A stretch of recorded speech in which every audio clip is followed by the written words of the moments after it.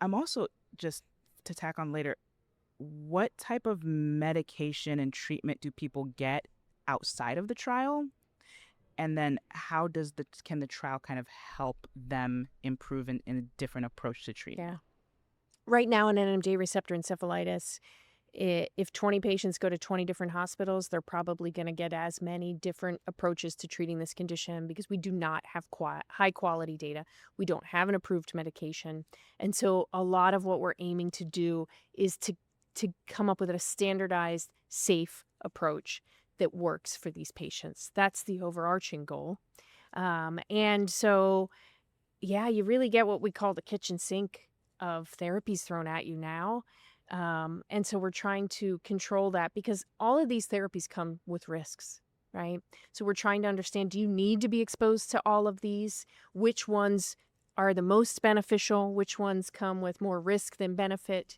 We're trying to sort that out in the trial. So we're testing specifically a medication that depletes the antibody producing cells in the body. They're called B cells, right? And so the medication that we're studying is called inebilizumab, and it aims to knock those B cells down in the hopes that if you have fewer B cells, you'll make fewer NMDA receptor antibodies. Interesting. I wonder, so long term right now, is the treatment for this just ongoing? What's the ideal outcome for a patient?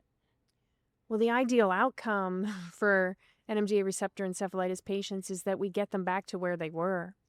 What we already know from the retrospective data that we have when we look back is that it can take years for many of these patients. And this is really hard because this is a lot of young women. So it's children too, but you know, a young woman in high school, maybe getting straight A's, getting ready to go off to college. You get this, it sets you back. As I tell many of my patients, like, look, we're going to put this year on pause. We're going to spend the whole year focusing on recovery at least. And then we see where we go from there. We have some data already that suggests to get really cognitively optimized to where you were before you got sick can really be years. And these are people in the height of their life, right? Just starting out, just starting a career in school when grades really matter and can make the difference for what are you going to be able to do with your life. So understanding this and getting a better grasp on how do we treat this acutely? How do we treat it in recovery? How do we treat it long term? What services do you need? What therapies do you need? This is vital. So is it a matter of the body eventually returns to its regular state of antibody production, which is, not at all? Or do we continue medication indefinitely to keep the system suppressed? So this is a great question. It's just going to get louder. Yeah. It's going to come right next to you, actually. It's like breaking dishes. Good. I can empty out throw everything in the trash. Oh, there we go. Cool. Okay. Okay. And just getting in the elevator. Cool. Right now, we do not know how long we should be giving immunomodulatory therapies to people with autoimmune encephalitis and specifically NMDA receptor encephalitis. We really have so many questions. This clinical trial is so important to begin to address those questions. I think back to the first patient I ever had, right? It was about 12, 13 years ago now, and I was a trainee, and I walked into that patient's room, and her mom had so many good questions. And she said, why did this happen? How are you going to treat her? Is she going to get better? Is it going to come back? Is there anything that we did to cause this? All that. We still don't have the answers to any of those questions. And so if I could get the answers for some of these patients, and this is going to keep happening, these patients are going to keep coming, if I could even get one of those answers, that would be so important, right? Because when it's your child or your sister or your loved one in the ICU, we need to do better than saying, I think, or when we do these other studies looking back, but they're not really well controlled, we think, right? We need to do better. We need high quality. We need evidence. We need data. I want to be able to walk into the room and say, I'm going to give you this medication right now because we studied it and we know that's the right thing to do. what are your biggest roadblocks to moving to the next step in your clinical trials?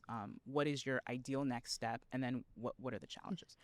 We're enrolling right now in the trial. The hardest thing is awareness of the trial, because everybody who gets this condition has never heard of it the week before they had it. The family didn't know about it. Same thing sometimes with the doctors. And we need to identify these patients right away. And it's a tough period of time. They get the diagnosis, and the next question, as soon as any of us get a diagnosis, is, okay, how do I treat it? So then we have to come in and say, well, about that, we're not totally sure, and here's a clinical trial. And so really raising awareness to patients, to the patient loved ones who are taking care of them, because as we said, the patients aren't well, and to the clinicians is essential. And it's such a hard thing when patients are so sick, and in the current healthcare environment, to get the word out to doctors, hey, there's a trial site near you, but can you drop everything and call the hotline and talk to the patient family about it? These are really hard things in a busy medical care system. So that's why we have the 24-hour hotline. That's why we're constantly doing outreach.